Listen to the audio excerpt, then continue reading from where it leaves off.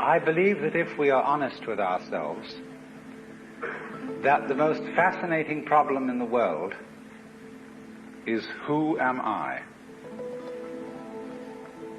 What do you mean?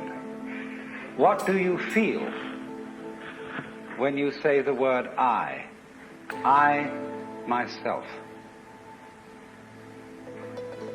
I don't think there can be any more fascinating preoccupation than that,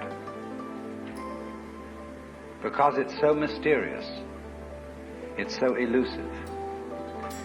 Because what you are in your inmost being escapes your examination in rather the same way that you can't look directly into your own eyes without using a mirror. You can't bite your own teeth. You can't taste your own tongue. And you can't touch the tip of this finger with the tip of this finger. And that's why there's always an element of profound mystery in the problem of who we are. This problem has fascinated me for many years, and I've made many inquiries. What do you mean by the word I? And there is a certain consensus about this, a certain agreement, especially among people who live in Western civilization. Most of us feel I, ego, myself, my source of consciousness, to be a center of awareness and of a source of action that resides in the middle of a bag of skin. And so we have what I have called the conception of ourselves as a skin-encapsulated ego. Now, it's very funny how we use the word I. If we just refer to common speech, we are not accustomed to say, I am a body. We rather say, I have a body. We don't say, I beat my heart, in the same way as we say, I walk, I think, I talk. We feel that our heart beats itself, and that has nothing very much to do with I.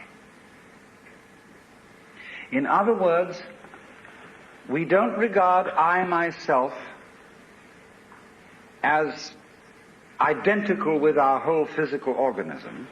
We regard it as something inside it. And most Western people locate their ego inside their heads. You are somewhere between your eyes and between your ears, and the rest of you dangles from that point of reference. It is not so in other cultures. When a Chinese or Japanese person wants to locate the center of himself, he points here, not here. Here to what Japanese call the kokoro, or the Chinese call shin, the heart, mind. Some people also locate themselves in the solar plexus. But by and large, we locate ourselves behind the eyes and somewhere between the ears, as if within the dome of the skull there was some sort of arrangement such as there is at the SAC headquarters in Denver, where there are men in great rooms surrounded with radar screens and all sorts of things, and earphones on, watching all the movements of planes all over the world. So in the same way, we have really the idea of ourselves as a little man inside our heads who has earphones on which bring messages from the ears, and who has a television set in front of him which brings messages from the eyes, and all sorts of electrode things are all over his body, giving him signals from the hands and so on, and he has a panel in front of him with buttons and dials and things, and so he more or less controls the body. But he isn't the same as the body, because I am in charge of what are called the voluntary actions. And what are called involuntary actions of the body, they happen to me. I am pushed around by them, but to some extent also I can push my body around. This, I have concluded, is the ordinary, average conception of what is oneself. And look at the way children, influenced by our cultural environment, ask questions. Mummy, who would I have been if my father had been someone else? You see, the child gets the idea from our culture that the father and mother gave him a body into which he was popped at some moment. Whether it was conception or whether it was parturition is a little bit vague. But there is, in our whole way of thinking, the idea that we are a soul, a spiritual essence of some kind, imprisoned inside a body. And that we look out upon a world that is foreign to us. In the words of the poet Houseman, I, a stranger and afraid, in a world I never made. And so, therefore, we speak of confronting reality, facing the facts. We speak of coming into this world. And this whole sensation that we are brought up to have of being an island of consciousness locked up in a bag of skin, facing outside us a world that is profoundly alien to us in the sense that what is outside me is not me.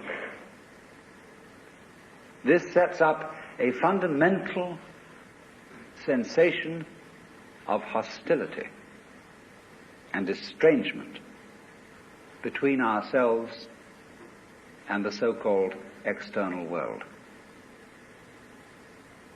And therefore, we go on to talk about the conquest of nature, the conquest of space, and view ourselves in a kind of battle array towards the world outside us. I shall have much more to say about that in the second lecture. But in the first now, I want to examine the strange feeling of being an isolated self. Now, actually, it is absolutely absurd to say that we came into this world. We didn't. We came out of it. What do you think you are? Supposing this world is a tree. Are you leaves on its branches, or are you a bunch of birds that settled on a dead old tree from somewhere else? Surely, everything that we know about living organisms from the standpoint of the sciences shows us that we grow out of this world. That we, each one of us, are what you might call symptoms of the state of the universe as a whole. But you see, that is not part of our common sense. Western man has for many centuries been under the influence of two great myths. When I use the word myth, I don't necessarily mean falsehood. To me, the word myth signifies a great idea in terms of which man tries to make sense of the world. It may be an idea, it may be an image. Now, the two images which have most profoundly influenced Western man are, number one, the image of the world as an artifact, like a carpenter's table or a jar made by a potter. Indeed, in the book of Genesis, there comes the idea that man was originally a clay figurine made out of the earth by the Lord God, who then breathed into this clay figurine and gave it life. And the whole of Western thought is profoundly influenced through and through and through by the idea that all things, all events, all people, all mountains, all stars, all flowers, all grasshoppers, all worms, everything are artifacts. They have been made. And it is therefore natural for a Western child to say to its mother, "How was I made?" That would be quite an unnatural question for a Chinese child, because the Chinese do not think of nature as something made. They look upon it as something that grows, and the two processes are quite different. When you make something, you put it together, you assemble parts, or you carve an image out of wood or stone, working from the outside to the inside. But when you watch something grow, it works in an entirely different way. It doesn't assemble parts. It expands from within and gradually complicates itself, expanding outwards, like a bud blossoming, like a seed turning into a plant. But behind our whole thought in the West is the idea that the world is an artifact, that it is put together by a celestial architect, carpenter, and artist, who therefore knows how it was done. When I was a little boy, and I asked many questions which my mother couldn't answer, she used to resort in desperation to saying, "My dear, there are some things that we are not meant to know." And I said, "Well, will we ever find out?" And she said, "Yes, when we die and we go to heaven, it will all be made clear." And I used to think that on wet afternoons in heaven, we would all sit around the throne of grace and say to the Lord God, "Now just why did you do it this way? And how did you manage it that?" And he would explain it and make it all very clear. All questions would be answered. Because as we have popularly, in popular theology, understood the Lord God, he is the mastermind who knows everything. And if you ask the Lord God exactly how high is Mount Whitney to the nearest millimeter, he would know exactly like that and would tell you. Any question. The Cosmic Encyclopedia Britannica.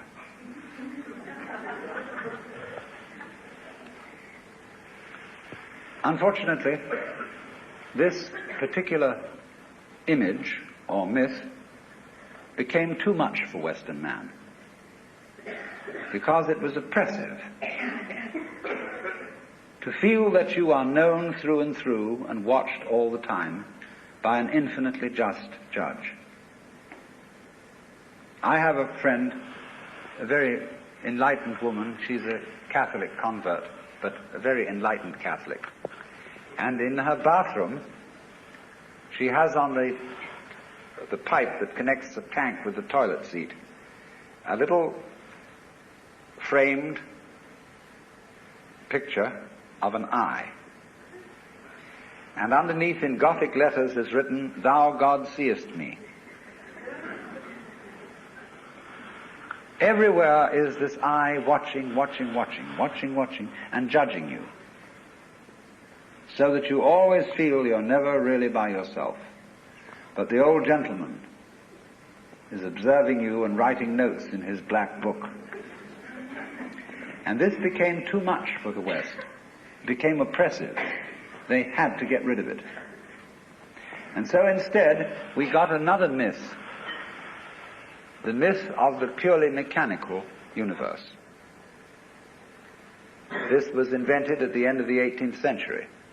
It became increasingly fashionable throughout the course of the 19th century and well into the 20th century, so that it is today's common sense.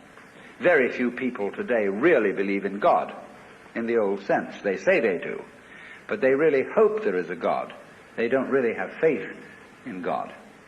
They fervently wish that there was one and feel that they ought to believe that there is. But the idea of the universe being ruled by that marvelous old gentleman is no longer plausible. It isn't that anybody's disproved it, but it just somehow doesn't go with the vast infinitude of galaxies and the immense light-year distances between them and so on.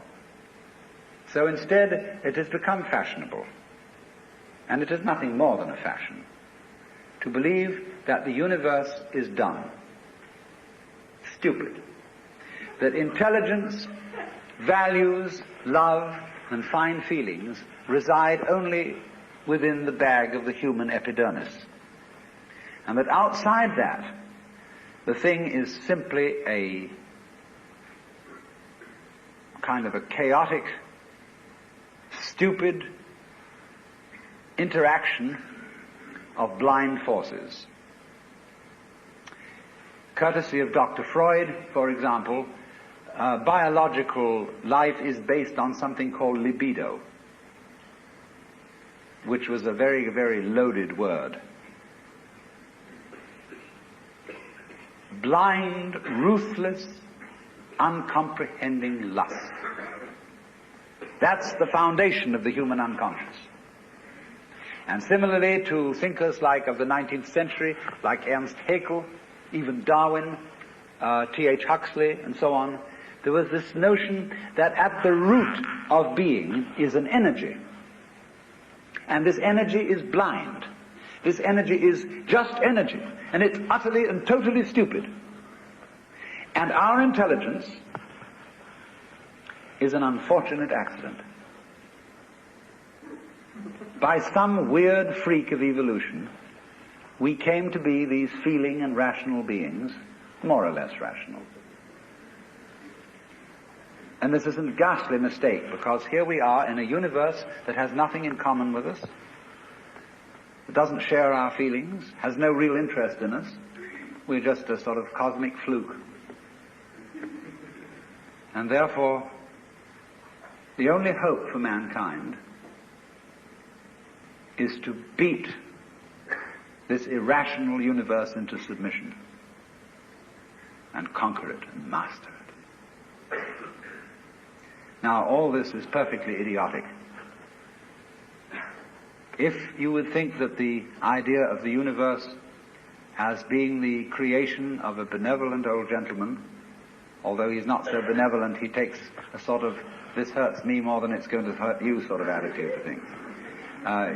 You can have that on the one hand, and if that becomes uncomfortable, you can exchange it for its opposite, the idea that the ultimate reality doesn't have any intelligence at all. At least that gets rid of the old bogey in the sky, in exchange for a picture of the world that is completely stupid. Now, these ideas don't make any sense, especially the last one, because you cannot get an intelligent organism, such as a human being, out of an unintelligent universe. The saying in the New Testament that figs do not grow on thistles nor grapes on thorns applies equally to the world. You do not find an intelligent organism living in an unintelligent environment. Look, here is a tree in the garden, and every summer it produces apples. And we call it an apple tree, because the tree apples. That's what it does. All right. Now here is a solar system inside a galaxy. And one of the peculiarities of this solar system is that at least on the planet Earth, the thing peoples. In just the same way that an apple tree apples. Now, maybe 2 million years ago, somebody came from another galaxy in a flying saucer and had a look at this solar system, and they looked it over and shrugged their shoulders and said, just a bunch of rocks. And they went away. Later on, maybe 2 million years later, they came around and they looked at it again. And they said, excuse me, we thought it was a bunch of rocks, but it's peopling. And it's alive. After all, it has done something intelligent. Because, you see, we grow out of this world in exactly the same way that the apples grow on the apple tree. If evolution means anything, it means that. But you see, we curiously twist it. We say, well, first of all, in the beginning, there was nothing but gas and rock. And then intelligence happened to arise in it, you know, like a sort of fungus or slime on the top of the whole thing. But we're thinking in a way, you see, that disconnects the intelligence from the rocks. Where there are rocks, watch out. Watch out, because the rocks are going eventually to come alive.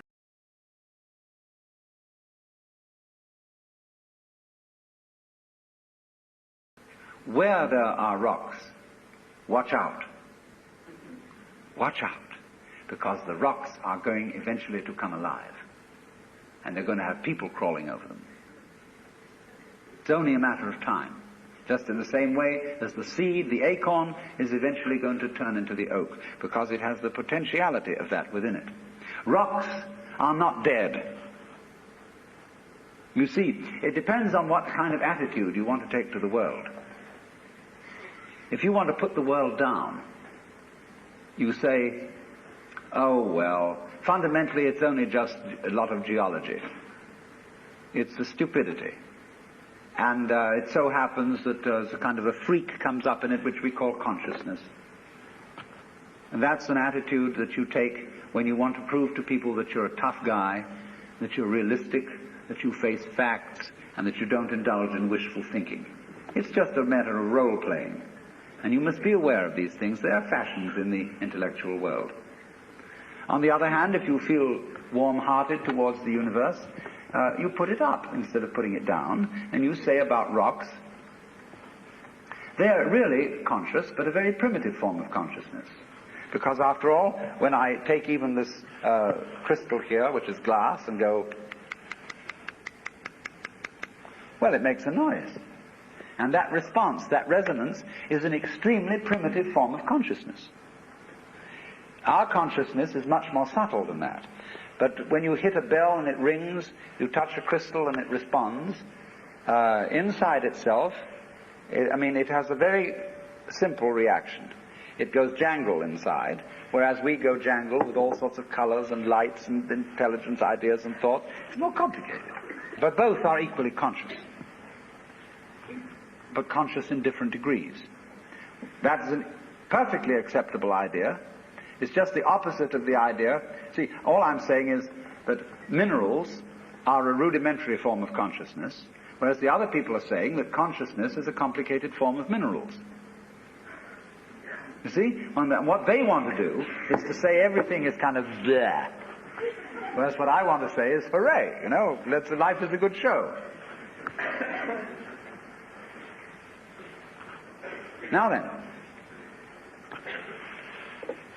as we study man or any other living organism and try and describe him accurately and scientifically, we find that our normal sensation of ourselves as isolated egos inside a bag of skin is a hallucination. It really is. It's absolutely nutty.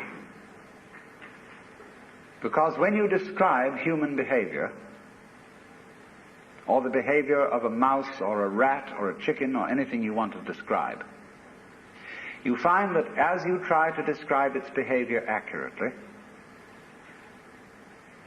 you must also describe the behavior of its environment.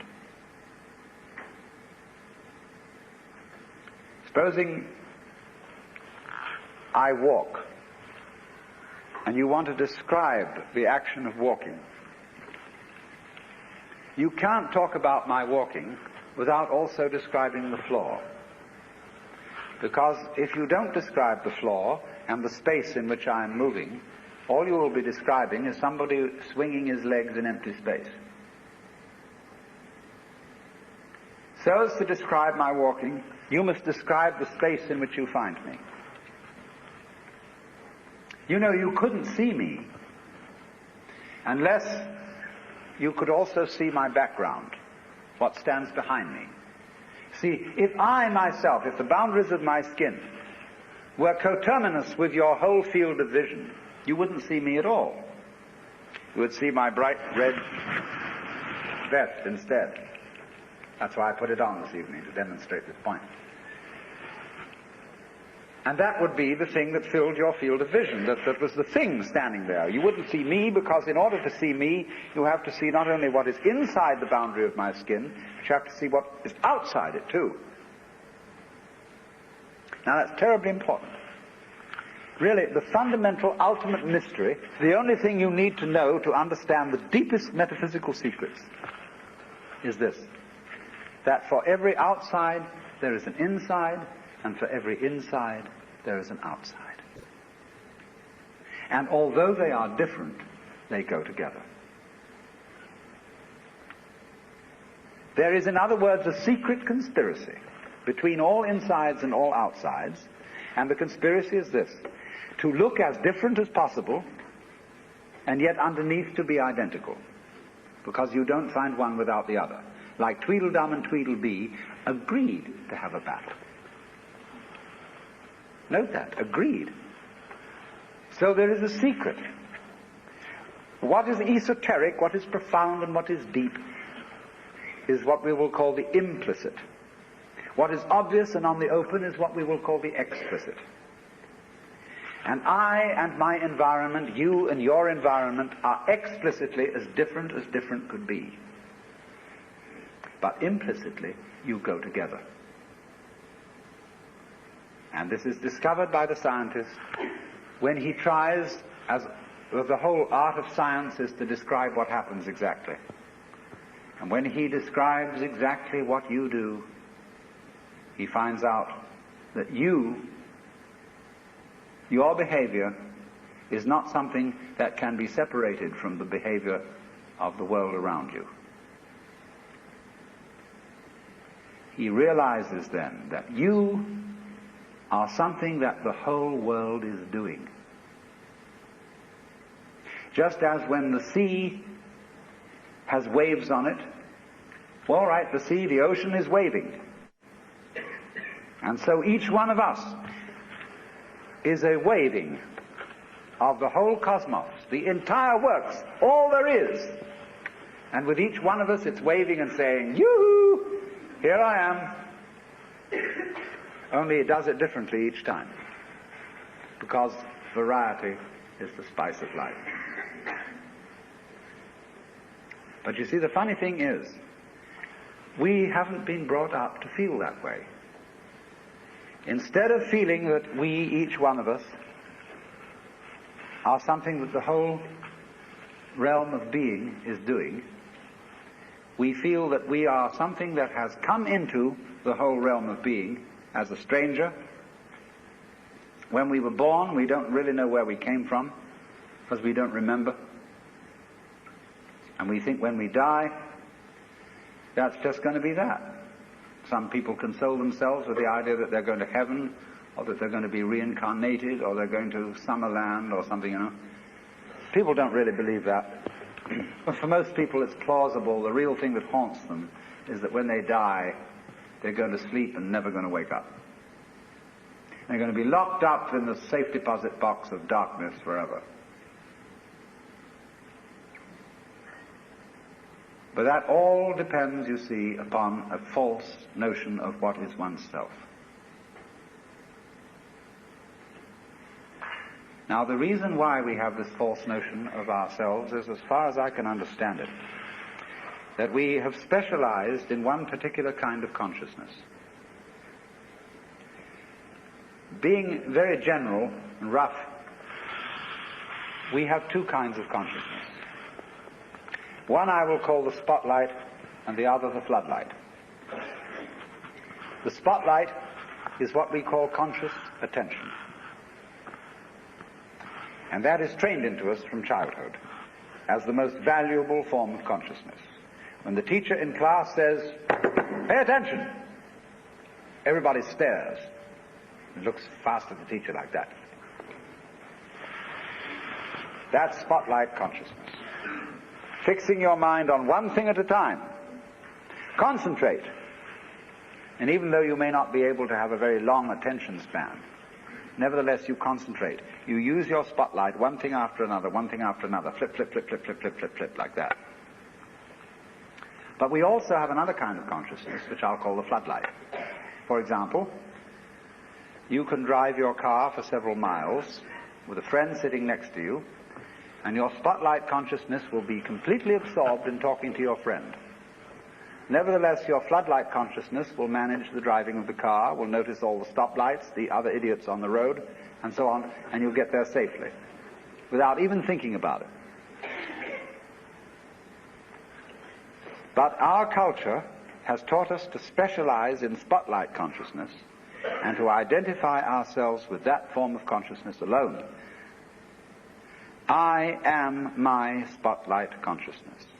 My conscious attention, that is my ego, that is me. And very largely we ignore the floodlight. Now the floodlight consciousness is working all the time. Every nerve end that we have is its instrument.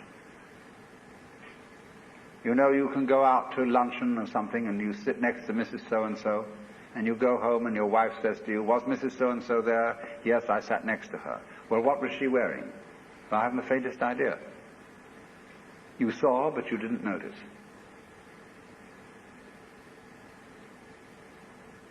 Now, because we have been brought up to identify ourselves with the spotlight consciousness,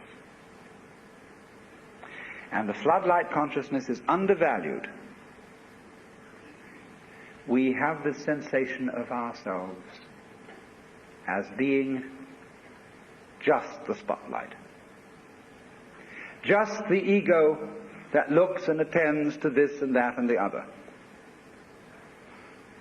And so we ignore and are unaware of the vast, vast extent of our being. People who by various methods become fully aware of their floodlight consciousness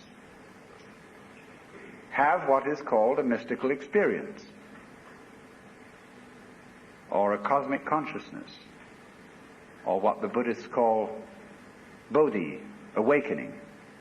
The Hindus call moksha, liberation, because they discover that the real deep, deep self, that which you really are, fundamentally and forever, is the whole of being. All that there is, the works, that's you.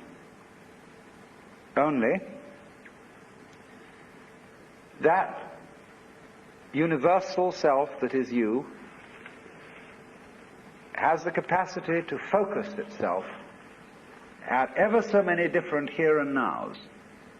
So when you use the word I, this, as William James said, is really a word of position, like this or here. Just as a sun or star has many rays, so the whole cosmos expresses itself in you, in you, in you, in you, in you, with all the different variations. It plays games. It plays the John Doe game, the Mary Smith game. It plays the beetle game, the butterfly game, the bird game, the pigeon game, the fish game, the star game. Just like these are games that differ from each other, just like backgammon, whist, bridge, poker, pinochle, or like waltz, mazurka, minuet, and so on. it dances with infinite variety. But every single dance that it does, that is to say, you, is what the whole thing is doing. But you see, we forget it. We don't know. We've been brought up in a special way so that we are unaware of the connection. Unaware that each one of us is the works, playing it this way for a while. And so we have been taught to dread death, as if that were the end of the show. It won't happen anymore. And therefore to be afraid of all the things that might bring about death, pain, sickness, suffering.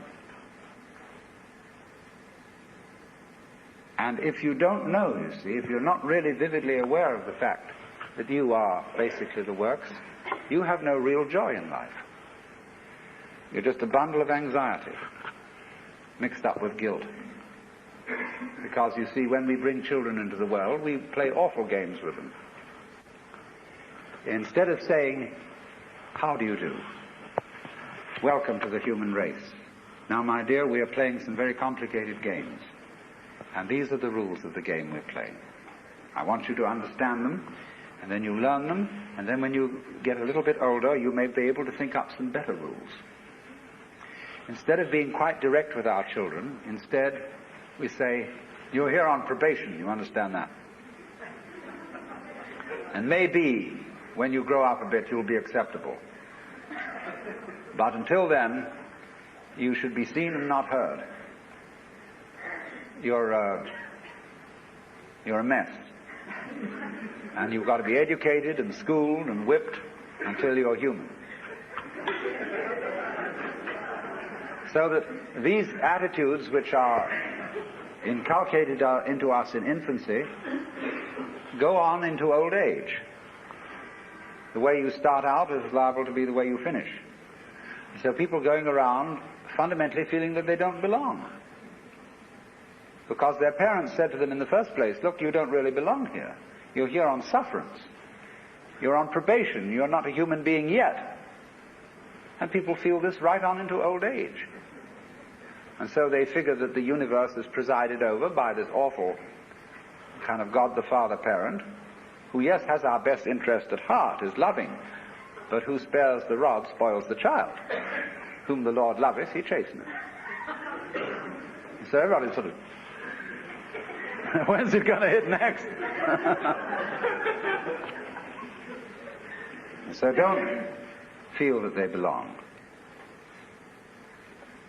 So we get this ghastly, what I call Christian ego. It's a little bit Jewish too.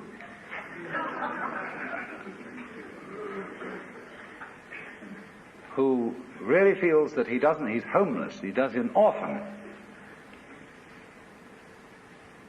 Even the Christians say we are sons of God by adoption and grace.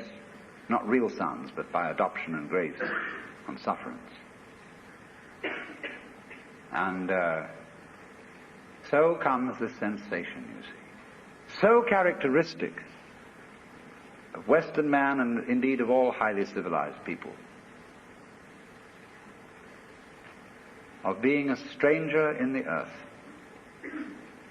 A momentary flash of consciousness between two eternal blacknesses. And therefore, in constant contentiousness with everything around you. Not only with other people, but with the earth, with the waters. And the symbol of it all in our culture is the bulldozer.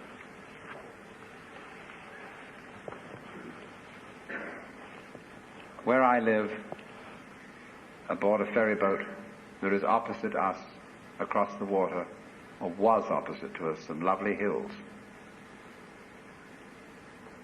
They are going to put houses there. But they are going to try and put the sort of houses you would find in a suburban tract lot, on a hill of all things. Because a good architect can make a house fit the hill. He doesn't have to destroy the hill to put a house on it. And if you want to live on a hill, obviously you want to live on a hill. And you don't want to destroy the hill by virtue of living on it. But that's what they do, especially in California.